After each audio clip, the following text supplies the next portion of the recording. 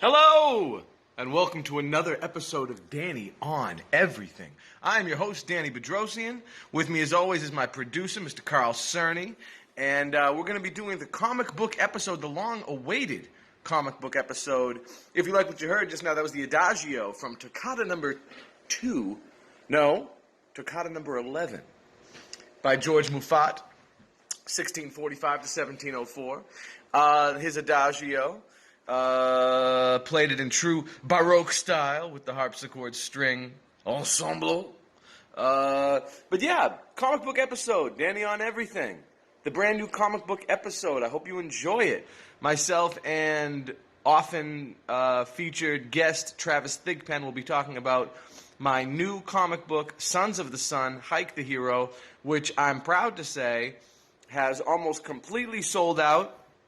We only have one or two copies left, so if you like what we're talking about in this episode, if you haven't gotten the comic book yet, get from under that rock that you're under and order the comic book today. You can pay $25 domestic or $40 international to my PayPal at info@DannyBedrosian.com or Cash App at $ Daniel Bedrosian or Venmo at Daniel Bedrosian. Hit me up. I hope you like this episode about comics. And we got some more great content for you. Stay tuned. Danny on Everything. With me, as sometimes, is our most often returning guest, Mr. Travis Thigpen. And as always, our producer, Carl. We have our friend Gerald with us today, helping with the cameras, increasing the production value significantly on this new episode. And I couldn't be happier. We couldn't have picked a better time to increase our aesthetic, because aesthetically speaking, I need to show you guys that my new comic book is out.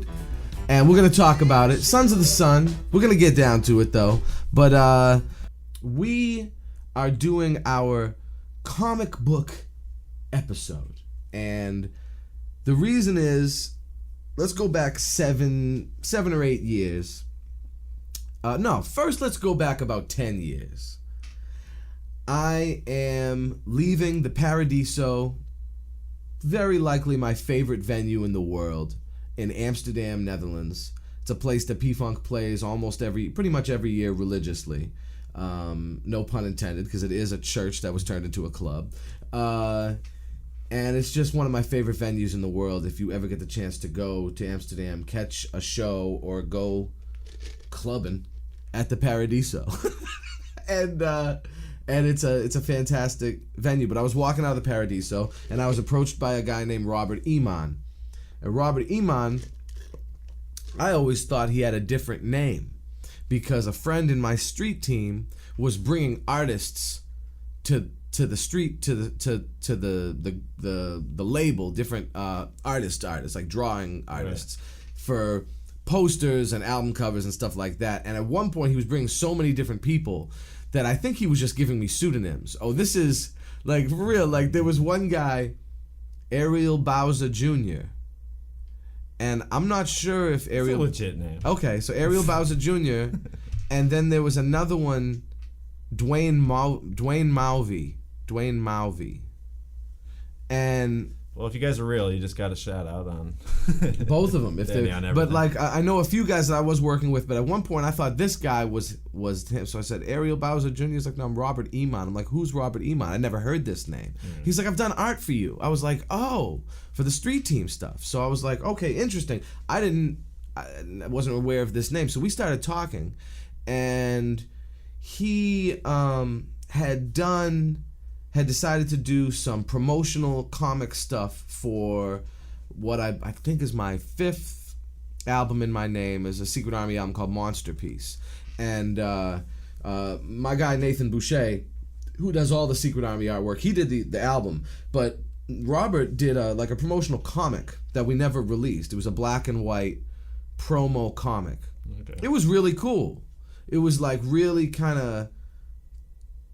labyrinthine, like very kind of undergroundy, cavernous kind of vibe to it. I just never got along to doing anything with it.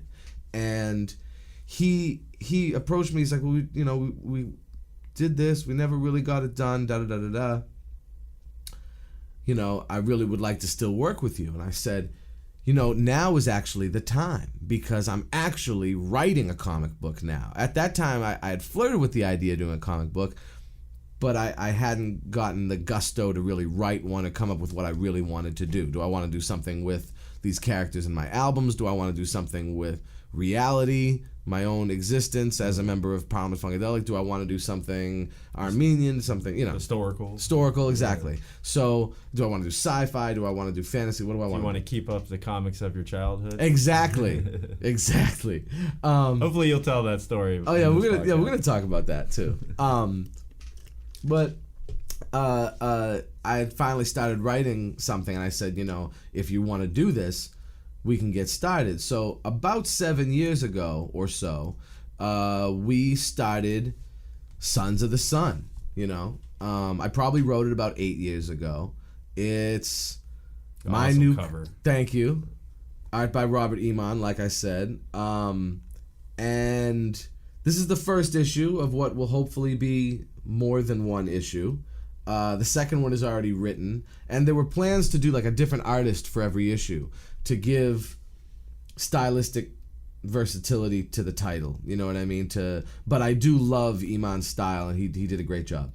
The process was much more difficult than I'd ever anticipated, and I'm not trying to underscore the people in the comics industry. I just didn't know what would take to do all the things that go into making a comic. Not everybody's Jack Kirby. Not everybody's Jack Kirby. Just whip out 50 comics in like 3 days. Story and all. It's inked. Here you go. Pay me. I know. That's why he's the king. Yeah, that's why he's the king. And I had the plot and script of the first 2 issues for a long time. And then I got my friend John Deming, who's been on the show, poet, editor, professor, to be the editor for the book. So he edited for me, and then Peaches Kasabian, who is the wife of our good friend Jeff Kasabian, who has worked with a multitude of bands and has worked in the music industry for many years, did some of the selected lettering on the album, and then I finally had the wherewithal to get the printing of the first edition and all of that stuff together. So this is the first printing, and there's only 75.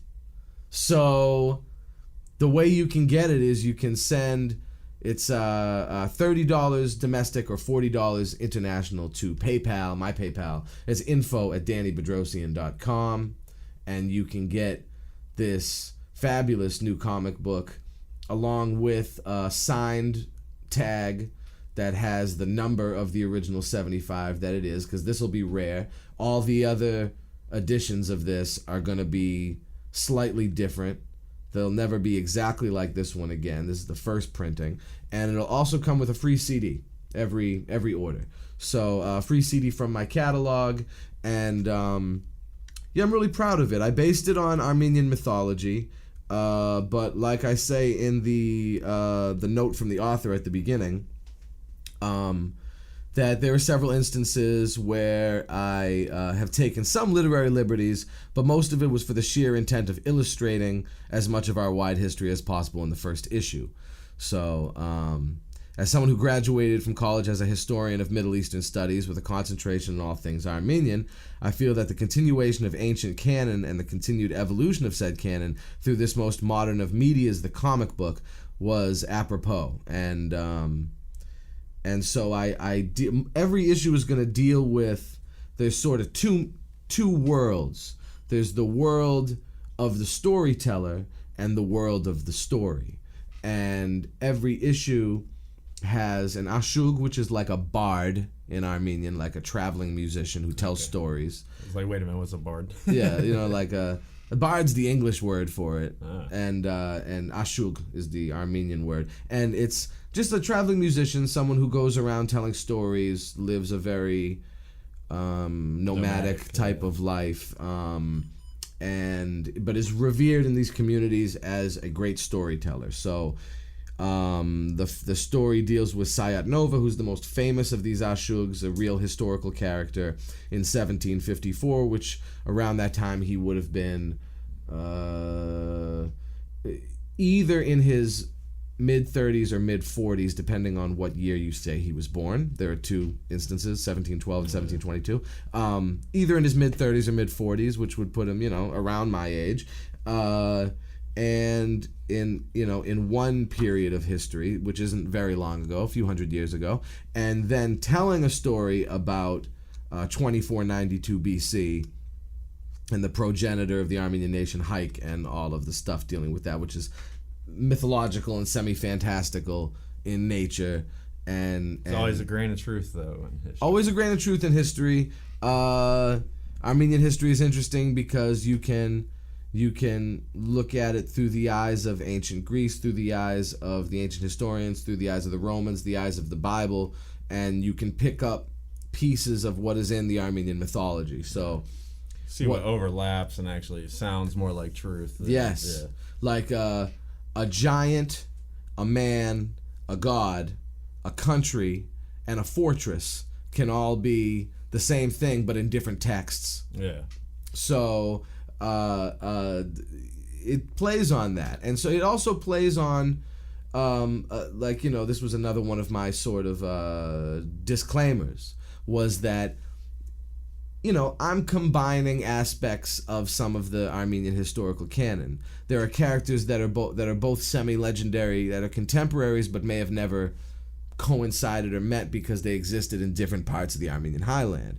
But I've combined them in places because I felt like it would help the story or just further elucidate the information about Armenian history, that you just get more out of it. You know what I mean? I don't know how many of these I'm going to do, so I want to get as much in because it might end up being a trade paper, like a trade. What do you call it? Like a 5-issue thing. Yeah.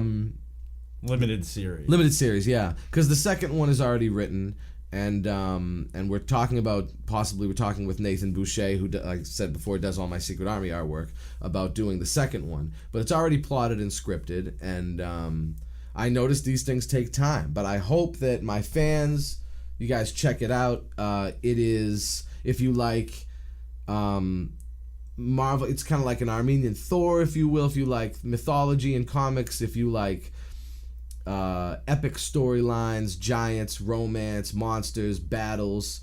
It's got all of that. If you're interested in history, if you're interested in Middle Eastern history, if you're interested in comics in general, artwork and storytelling, if you're a fan of my work and you got to get everything I own, pick it up. Much, much love, you guys. I hope you support it. And it's already sold a few copies, which is really cool. We've already had a lot of good sales. And so I'm gonna try to keep going with this comic book thing. It's an interesting endeavor in my world. Danny on everything, literally, huh?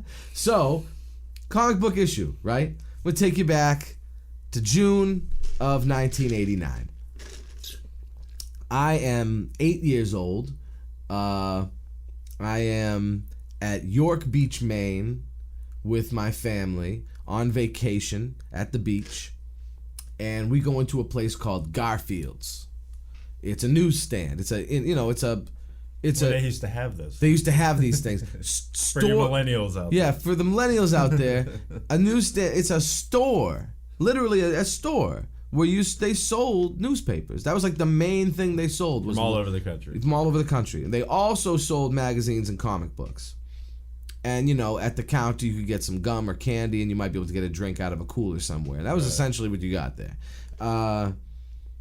My father, he was probably trying to keep me occupied. I was probably a pain in the ass, and so he let me buy a comic book. And so the first one I bought, I was looking back at I was trying to remember, and looking at dates of issues that came out. So the first one I bought was one called Power Pachyderms. Woo! Sounds like a winner. I've read blogs recently about how people say Power Pachyderms is the worst comic book Marvel ever put out. That it's like one of these like goofy humorous comics, but it's like really hackneyed, and it's like the comedy style is like really bad Three Stooges, but it's late 80s, so it's like just so, anyway. Late 80s wasn't good for anything. Yeah, it was kind of a rough time. Yeah. But it was a spoof of X-Men. It was a spoof of Ninja Turtles and X-Men that Marvel put out. It was like they always did a Howard the Ducky type of book every summer. Yeah. And this was the one for that summer. And a lot of people always like to say, oh, they've tried to bury this book. But I just read somewhere that they just digitized it as part of some brute force series on the Marvel Online app or whatever. So it's out there. 30 years later. So I've been into comics for 30 years. 30 years almost exactly. It's the July episode, so it's the 30th anniversary of my comic book collecting. Isn't that amazing? To the month. Right to the month. Bought that, and not too long after, it may have even been on the same trip or a trip right after, at the same store, bought Fantastic Four number 331 and Uncanny X-Men number 256. And at that point, I was hooked.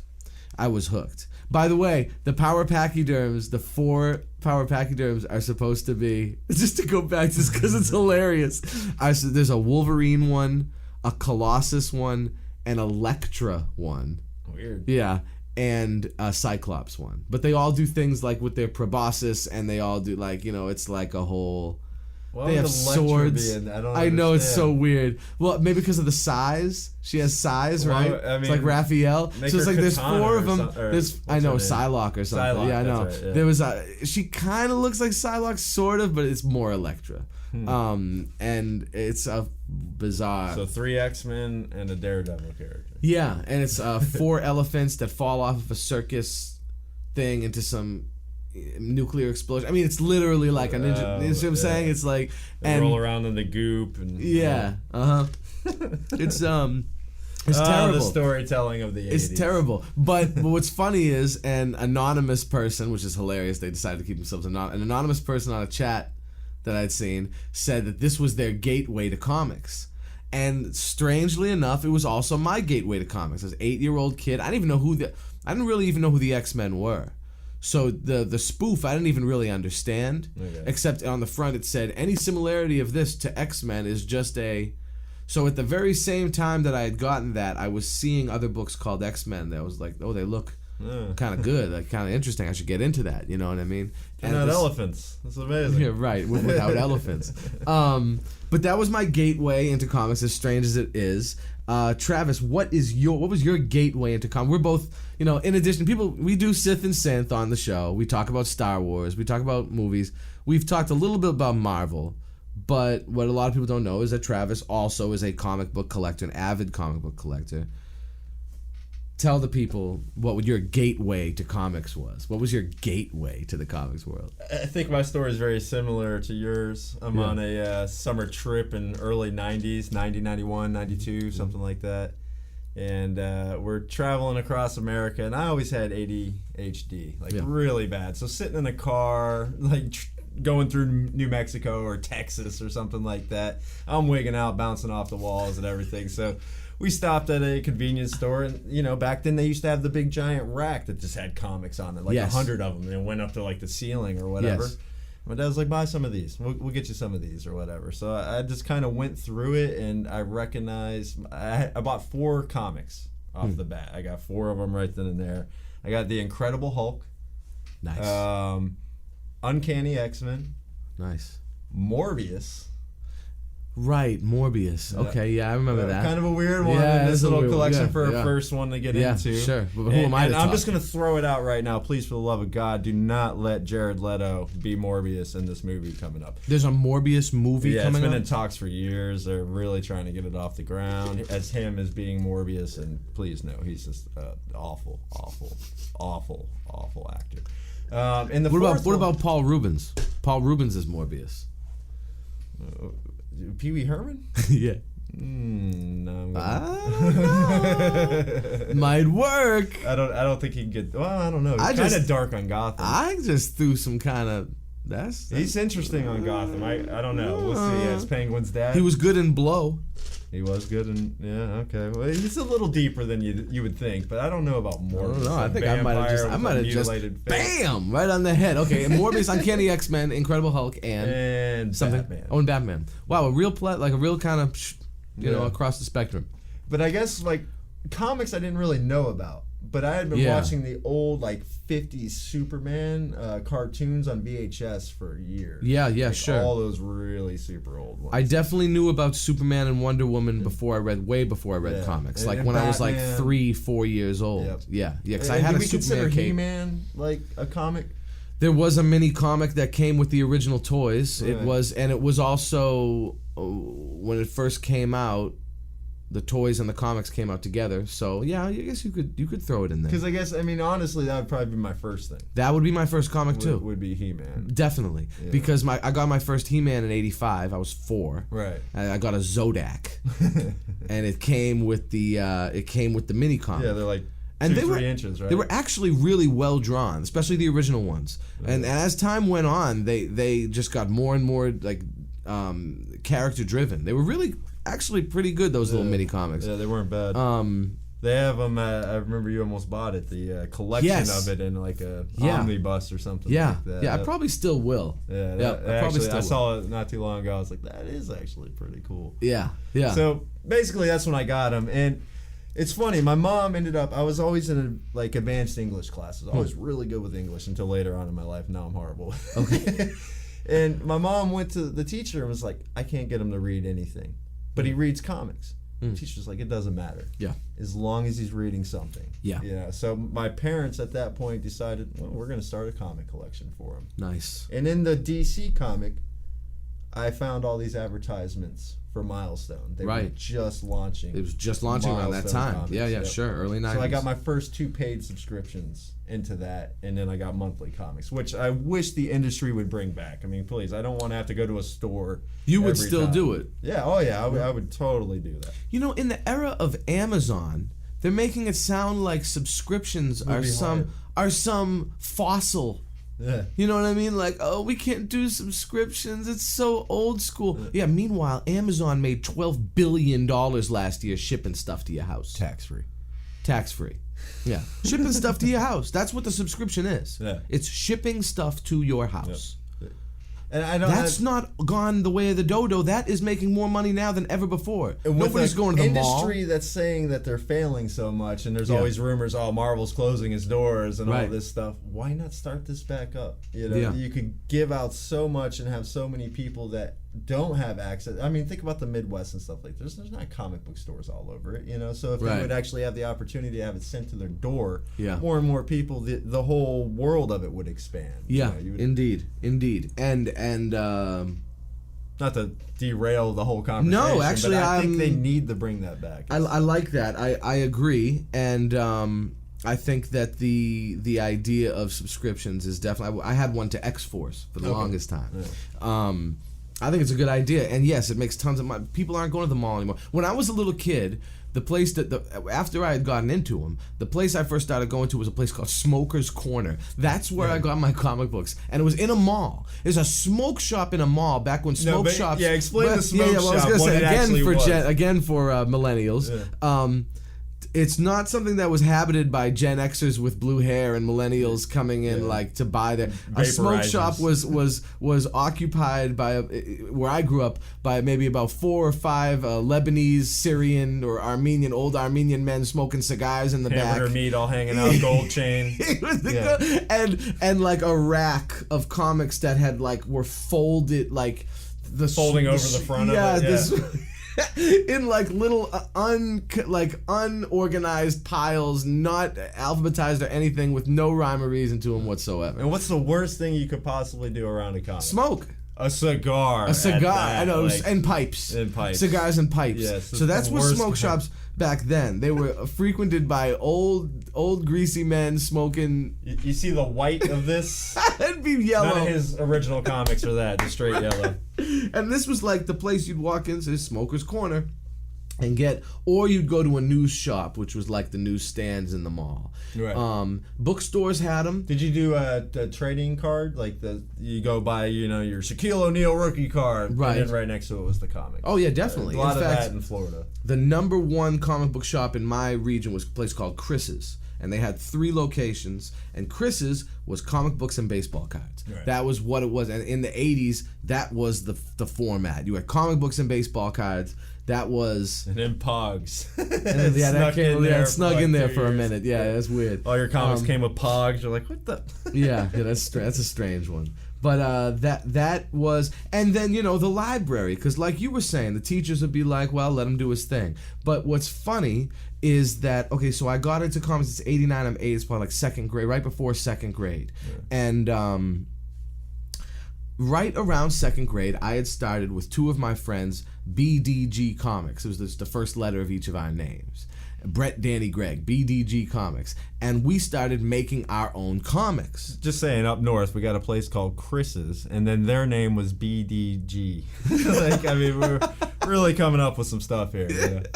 Well, then the name changed several times. We did BDG, then we called it Techno Comics, okay. Which had nothing to do with the music. Right. I just thought it was a techno, like it was kind of that techno drone, techno organic, yeah. Then it was Chaos, Optimus Prime, right?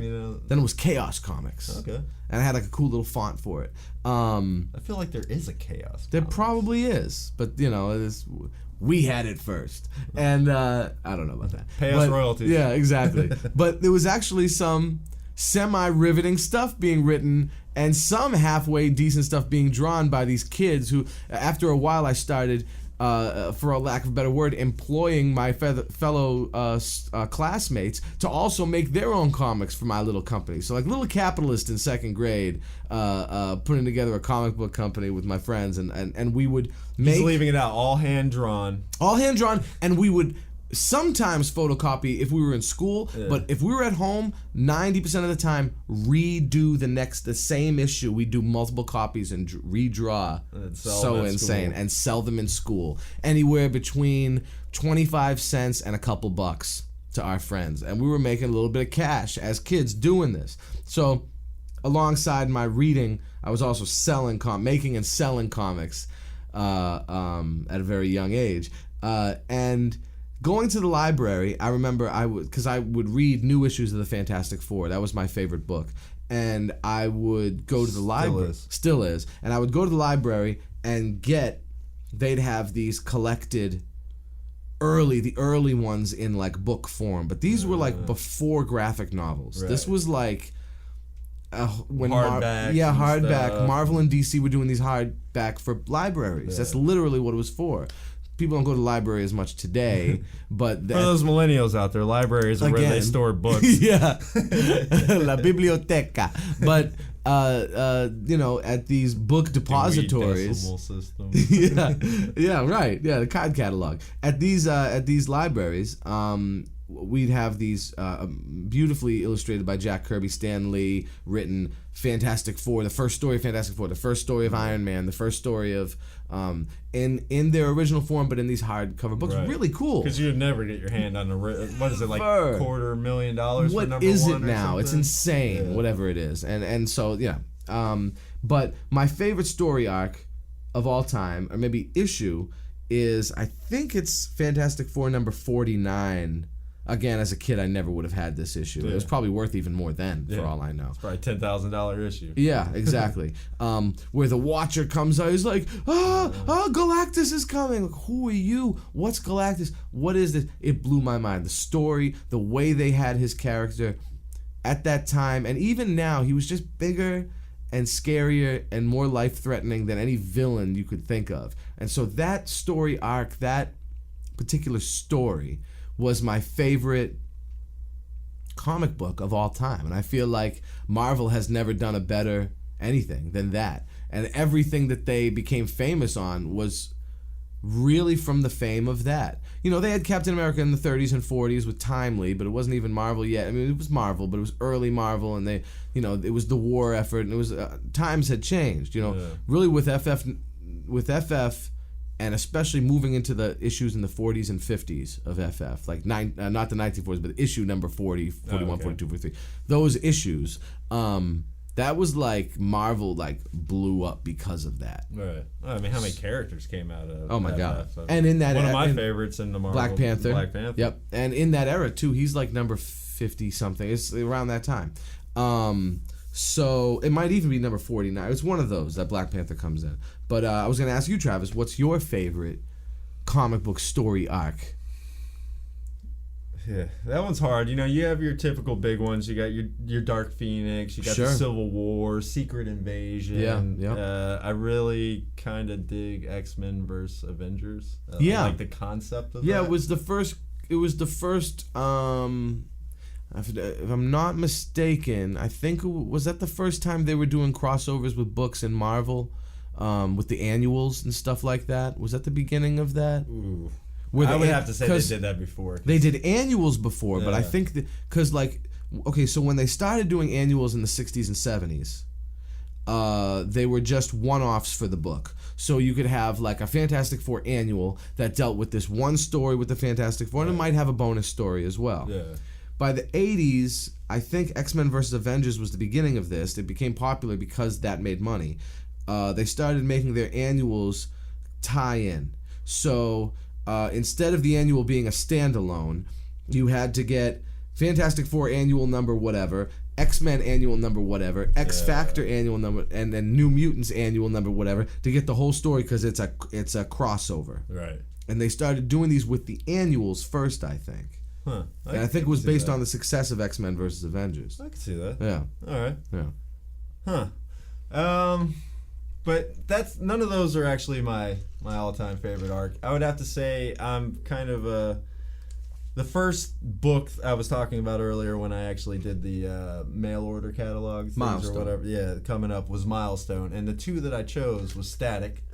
Because the first issue I saw, he had lightning all around him, and he had a University of Miami hat on. Oh yeah, nice. Arguably the most famous Milestone character. Yes, absolutely. Okay. Icon's right there with him because he still exists in the universe. But he's kind of a weird character. He's very much like Superman. He's an alien that comes down, kind of picks a guy, changes into this guy, then assumes form. Yeah, that was kind of cool. But Static and Blood Syndicate. Yeah, Blood Syndicate, yeah. And I would have to say the whole arc of the Blood Syndicate. Now, I've recently gone back and read it. And the writing wasn't that great in the early 90s or whatever, but the overall premise and storyline and where it started and where it ended, to me, was amazing. And if it wasn't for those two comics, I would have moved out of comics. Yeah, interesting. Those two storylines, they were just... A lot of P-Funk references in Blood Syndicate. Yeah. From the very first cover, you get that. America Eats Its Young, it says on the first issue, too. Which is something about the mothership. Mothership is landed or something like that. Mm-hmm. But the Milestone comics to me were so real and raw, where Marvel and DC and everything lived in a fantastical world. Yeah. And even though all these people got their powers from a government throwing in tear gas, which had been untested, and it molecularly changed them and everything, that's how they could do their different stuff, I mean, even though that's fantastical, the issues that they dealt with were real-world issues in the 1990s. And I've always found that fascinating. Even back then there was identity crisis in this. Like what was happening with certain people of it. And how you dealt with it. There was the crack epidemic. I was going to say I like that they dealt with that, and that they dealt with the safe sex, because AIDS was. Yep. This is early 90s. It was way more upfront and new, and in the news. Maybe not new, but you know what I'm saying. It was starting to have a bigger global impact, and an impact on, media, and journalism, and everything was famous attached people to it. Contracting the HIV virus. Right, exactly. Like Magic Johnson, one of the most polarizing figures in sports history. Right. When he got that, America stopped. Yeah. Like, wait a minute, what is happening here? Right. So for a comic to be dealing with those issues, especially at a time when you still had the what are they called, the people that made sure that we didn't Comics get good. Code Authority? Yes, those people. They were still in existence. So big time. For this to be allowed in there, and especially it dealt. Milestone was founded by African Americans. Yeah. You know, it was done for their culture. It was the first time that they were allowed to write their own stories and Right. not just take over some white guy from the 50s that was, you know. Or just to write the black character that was tokenized by the big two. Exactly. The big two have their, like, this is our black character, we have to get our black writers to write it Yep, and our black yep. artists to draw So it. they gave them their whole Their division. own and universe. They do whatever you want, and they were allowed to do whatever they want. It was Yeah. quite. There's a documentary, a couple of them out there about Dwayne Duffy. Yeah, they're and good. Those are everything. good. The documentaries are Amazing. good on it. And I've met a couple of the guys associated with the thing. Right. The one I know the best is Reggie Hudlin because he's a huge P-Funk fan. But also Reggie Hudlin is he does film and television and all that stuff as well.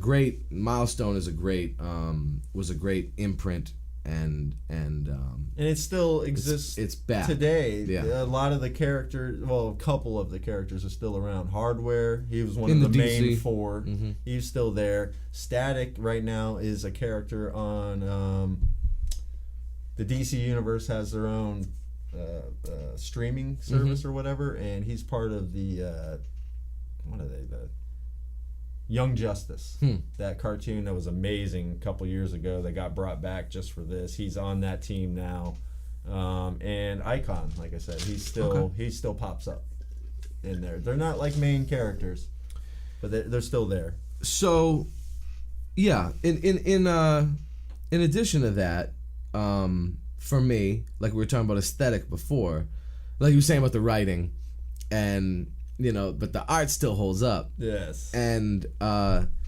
in different eras, the writing was, I can cite Chris Claremont, huge writer of the very massive arc in the Uncanny X-Men that, like, he was planning years in advance for things. Almost everything that you pick up and you're like, wow, this is amazing, this is a great story. Oh, it's Chris Claremont. Yeah, Chris Claremont wrote Louis a lot. Simonson. Yeah, or Pretty Louis much one of those Simonson. two. Yeah, Louis Simonson too.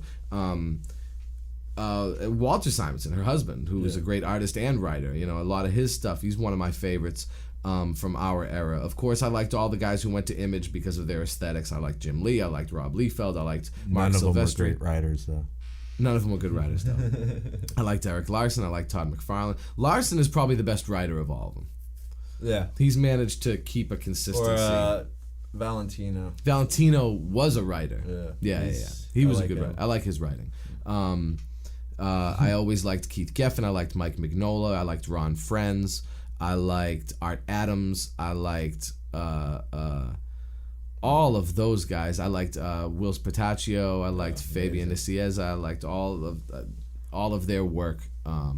Scott Williams and all of them. But Jack Kirby is my guy, King. Who are some of the people that I may have left out that you really... For me, my still to this day number one guy is Todd McFarlane. Todd McFarlane. Okay, cool. Like, Yeah. just his architecture. Yeah.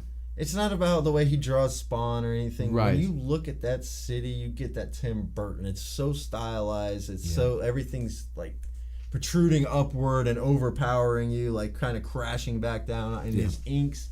I was just the going to say, blackest of the black. Very underrated for his inks. All of my favorite Rob Liefeld art was inked by Todd McFarlane. Right. So when I was like, oh, Rob Liefeld's the best, when I really loved Rob Liefeld was when he was drawing for New Mutants.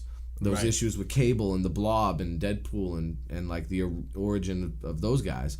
It was all Todd McFarlane inking those books. So yeah, that was, but I didn't know that at the time, either.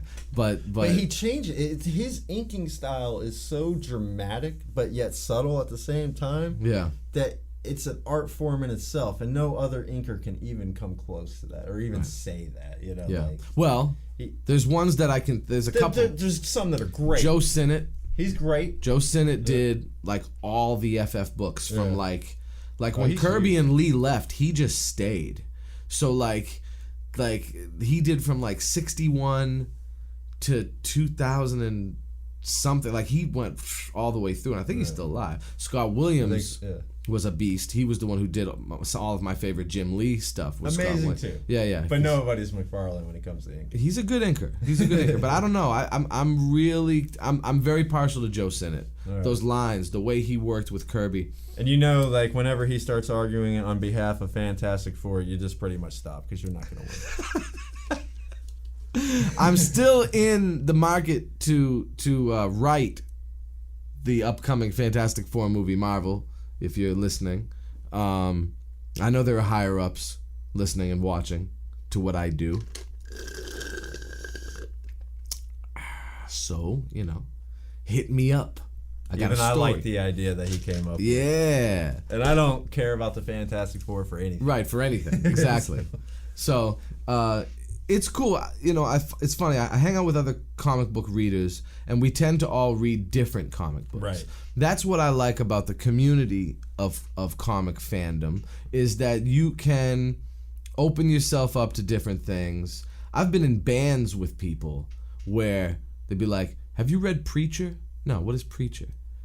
"Read this." I'm like, I would never read this. Yeah, you know what I mean? Pick it up, and then I would never awesome. have picked it up. Yeah. It's so good. You know what I mean? I love stuff like that. And like, it's a shame they canceled the series. In the series, this was way before the series too. Yeah, this is like way. But yeah, true. In P-Funk even, there's a lot of Marvel readers. There's at least 2 other members of the band that have also made comic books, not even including George. There's a whole art department that does comics too and animation. So there's a big comic side, sort of fandom, and almost everybody in the band, with only a few exceptions, watch the Marvel movies and the DC movies religiously, are like hardcore fans of that. So there's a lot of How many people do you come across? Because just to preface this, I am mostly a DC guy. Right. If you found my base, it would be DC. You are totally a Marvel guy. Yeah. How many people do you come across and traveling, and when you start discussing comics and everything like that, are multiple? Because it seems like everybody's very into their brand. Like, I'm an Image guy and I don't care about anything else. The guys who own the stores. Just because they have to be that way. No, I think they are. They're into multiple imprints. Okay. The ones who like indie stuff tend to be into multiple. Yeah, I can see like that. our friend David Cobb. Yeah, he's a Vertigo and IDW and all the weird ones. And it seems like when you're more into the indie ones first, which rest in peace, Vertigo. Oh, it's gone? Yeah, they just sucked it up into DC completely. So okay, right. I knew that. That's right. Yeah, that's right. But that kind of sucks, because Vertigo, they were allowed to do stuff that you can't do on DC. And DC is pretty, they're pretty Byzantine in their business practices. They don't really let people, they're kind of... Yeah. So I'm wondering where that's going to go, because Vertigo was the dark side. You had your Lucifers, your Hellblazers over there, that kind of stuff. Yeah, sure. It's the more monster stories, Right. Old school. 50s style stuff. Yep. And I couldn't even call myself an Image person, because the only Image books I got were the ones that were written and drawn by guys who had just left Marvel, and I was searching for that aesthetic that they had. You know what I mean? Once those guys were mostly going into upper management or just leaving, I stopped reading Image comics. You know what I mean? Yeah, exactly. And that's where it stopped for me too. For so, me, so I'm definitely a Marvel Mark guy. Silvestri is probably my #1 artist of all time. Okay. I just love his he's art. Awesome. But he doesn't do anything anymore. I know. He keeps putting out one of my favorite and one of our favorite, Cyberforce. The Cyberforce is keeps probably rebooting it, and it's like, you know why it keeps failing and failing and failing? You only make 12 issues because you're not drawing it. I know. I don't care about this guy that thinks he's you. Yeah. Because he's not. Yeah, exactly. And it's because he's the CEO. With Todd McFarlane now, they run Image or whatever, and it's like, I could care less about that. I know. You're putting out things called Postal and Moon Girl and stuff that no one gives a crap about. Right. Let's be real. They've definitely moved into different. Jim Lee avenues. runs DC now. I mean, the best you'll ever get out of him, and it's the same with Mark. And best you get out of him is a T-shirt. Is a cover. Yeah, or a cover. They all do covers. Yeah. And those covers become T-shirts. Yeah, and the only one that's still doing it is your guy, Larson. Eric Larson. Yep. Yeah. And he's writing and drawing. Writing and drawing in almost every issue, right? Yeah. I don't think I have one that he hasn't done. He might have let somebody else do a cover. I think he let Todd McFarlane do a cover or a couple whole times. issue maybe. Just a cover. Okay. Yeah. He's pretty much done all the issues. Like he's consistent, and see, no one does that, And we're in the hundreds now. I mean, it's it's not like.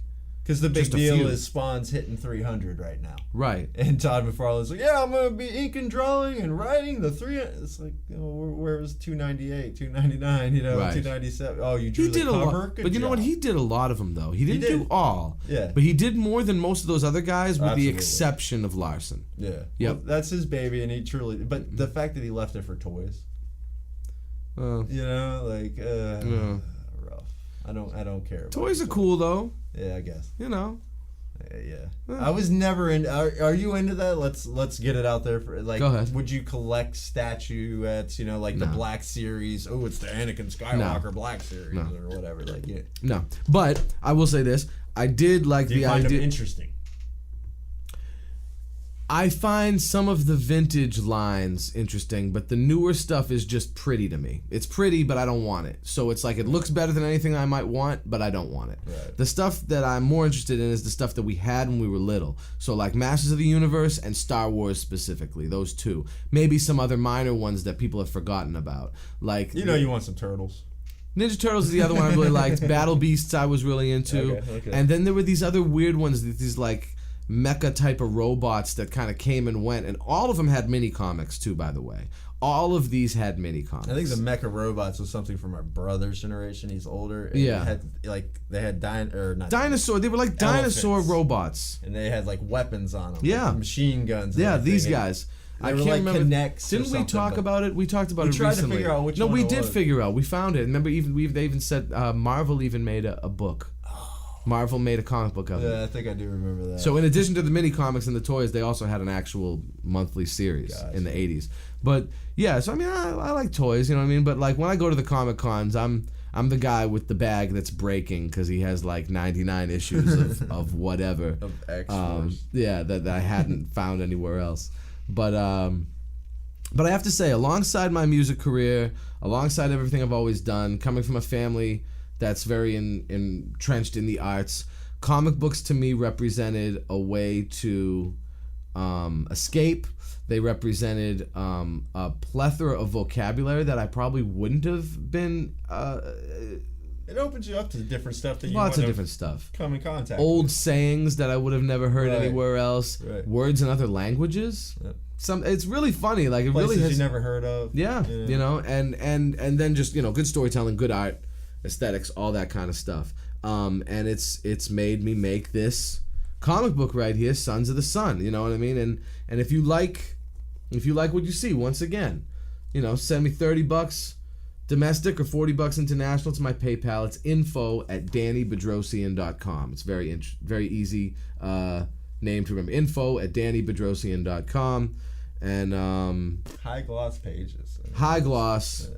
These are much like the original 90s Image comics. Yeah, spared no expense. Nice thick paper, thick cover, all that stuff. Full color, and just really, wanted to do something like this for the longest time. So I'm really proud of it. I hope you guys can check it out. Sons of the Sun, Hayk the Hero, the first issue. If you even look on the back. Got the Armenian symbol right there that he wears all the time. Out of Koch. It's a sun cross. It's an ancient sun symbol. So Sons of the Sun, dealing with the Armenian mythology. And I hope you guys can check it out. This has been a really cool comic book episode of Danny on Everything. And I have to thank Gerald so much, and Carl, and Travis. So much. Oh my God. Thank you guys so much for helping. And my name is Danny Bedrosian. You have been listening to, watching, and hopefully enjoying Danny on Everything.